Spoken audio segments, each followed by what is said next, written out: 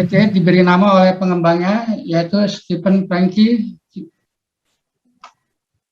dan Joe Taylor Kilowatt GT. FT8 terdiri dari 8 nada tune. Setiap nada selebar 6,25 MHz, jadi signal FT8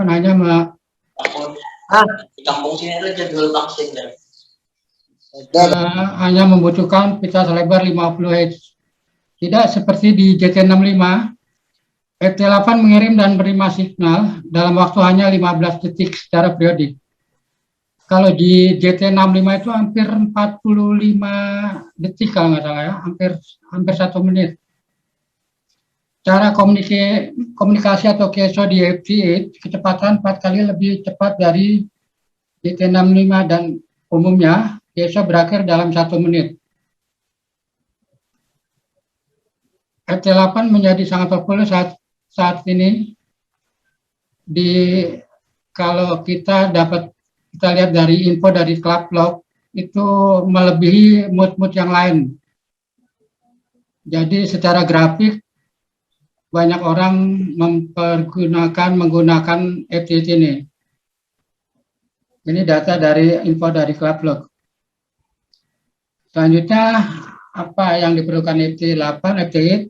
FT8 adalah mode yang sangat baik untuk ucap de-icing untuk situasi propagasi yang tidak memungkinkan misalnya atau QSB. Namun dengan FT8 dapat melakukan QSO yang kita inginkan. Bekerja dengan baik walaupun signal lemah bahkan tidak nampak di layar grafik, FT8 dapat menyelesaikan QSO dengan baik. Secara analisa sama kelebihan dan kekurangannya ya, bisa menerima signal lemah, kelebihannya ya, bahkan terlihat port kecil maupun kondisi buruk. Kekurangannya bekerja sesuai template yang sudah ditentukan sehingga tidak dapat QSO pada umumnya dan tidak dapat berimprovisasi terkesan kaku. Efisiensi penggunaan bandwidth artinya lebar pita hanya 50 Hz dan mudah terbaca atau terdekode. Kekurangannya kecepatan lambat setara dengan 5 WPM. Kelebihan bisa tumpang tindih dengan amatir lain dalam satu frekuensi. Kekurangan kompleks dan membingungkan bagi pemula. Kelebihan QSO yang singkat, padat dan berorientasi pada konfirmasi QSL card. Kekurangan jam di komputer harus akurat dengan penyimpangan waktu maksimal yang diinginkan ada sekitar 1,25 second. Analisa kedua, kesempatan memperbaiki aplikasi secara terus-menerus. Gimana cara kerja dari FT8? Semua QSO terdiri dari blok data yang dikirim dan diterima dalam interval 15 detik yang disinkronkan. Aplikasi ini menggunakan suara di laptop atau PC untuk memindahkan kode dan menampilkan beberapa signal yang diterima maupun CQ yang kita kirim. Memperbaiki kesulitan dalam ber-QSO akibat banyaknya gangguan membutuhkan waktu 5 WPM seperti kecepatan Morse. FT8 mengkodekkan tiga close array ya, artinya di depan, di tengah, dan di kalingan nih. Apa yang diperlukan di FT8? Memiliki perangkat radio itu pada umum tadi udah dijelaskan sama Pak Om Ridwan juga Om Yoke.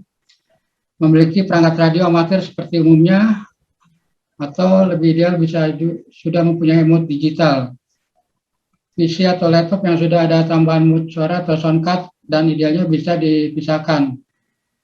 Beberapa bentuk kontrol radio baik TX maupun DC seperti mode cap. Dan terakhir mode fog.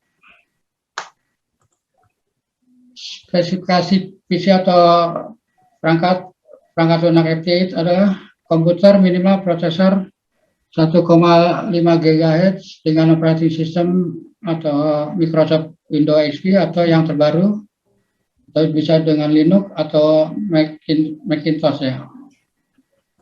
Untuk lebih optimal perangkat keras atau hardware, kita pakai Core i5 dengan operating system Microsoft Windows 10, SSD 128 GB, RAM 8 MB, support audio serta support Wi-Fi port.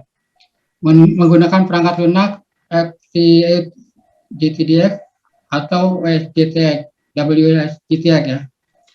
Ini yang paling populer dipakai oleh rekan-rekan amatir radio. Ada juga buatan dari Italia juga ada.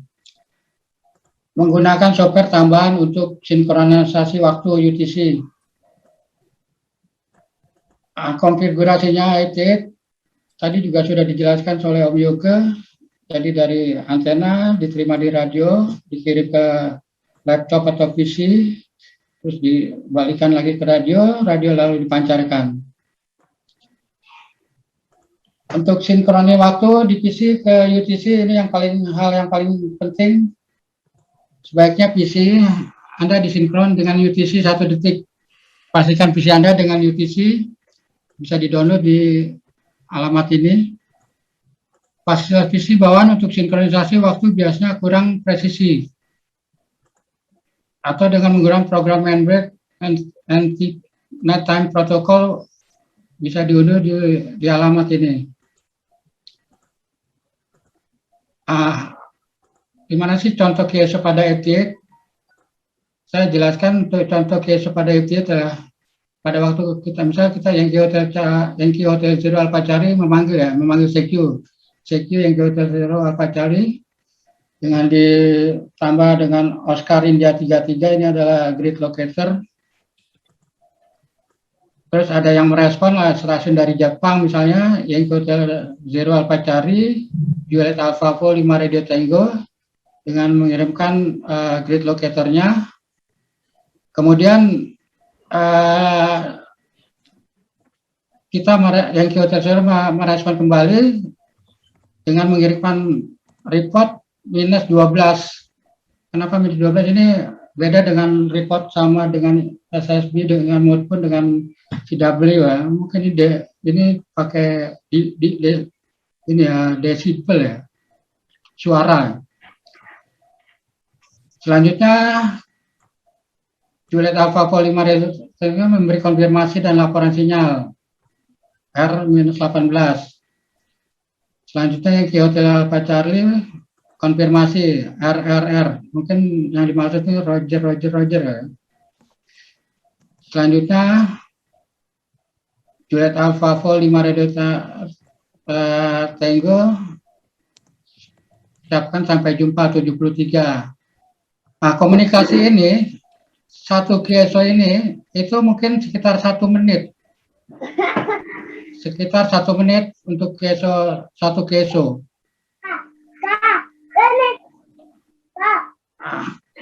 Kalau kita lihat ini adalah jendela dari tampilan dari WSGTX.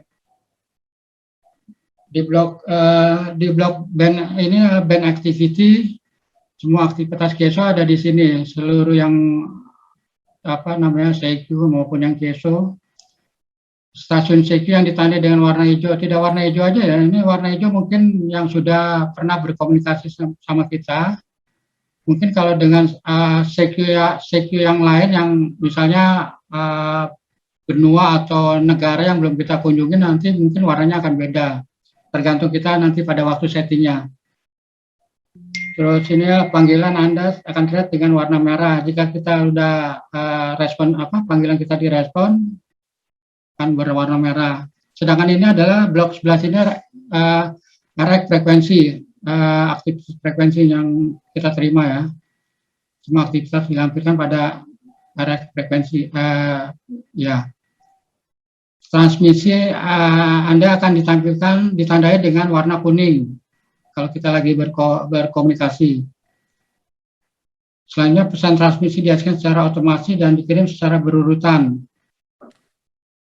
Demikian contoh dari jendela dari tampilan dari WSGTX.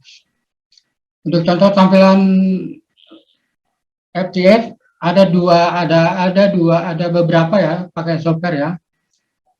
Contoh tampilan layar WSGTX tampilannya seperti ini. Ada juga yang GTDX. Tampilan seperti ini, tapi mungkin teman-teman dari amatir radio banyak yang menggunakan GTDX karena tampilan tampilnya lebih kayak mudah lah melihatnya, lebih menarik kalau saya bilang sih, dan lebih mudah untuk mengoperasikannya. Selanjutnya ini ada tampilan waterfall FT8 dengan suara ya. Ini di waterfallnya, ini adalah bukti-bukti apa namanya aktivitas yang sedang berlangsung. Jadi di sini ditekankan untuk para pengguna FT8. Jadi sebelum kita mancar, yang utama adalah kita perhatikan bandnya dulu, frekuensi band. Kita gunakan sesuai dengan tingkatan ya, jangan sampai siaga nanti tiba-tiba transmit di 17 meter atau ke 12 meter yang seharusnya tidak diperbolehkan. Sebelum transmit, kita cari yang tempat yang kosong. Di sini kan ada merah nih, tanda merah. Kita klik aja merah di sini. Nanti supaya tidak mengganggu atau saling timpang tindih sama yang orang lain yang bergunakan. Saya rasa itu aja ya dari kami.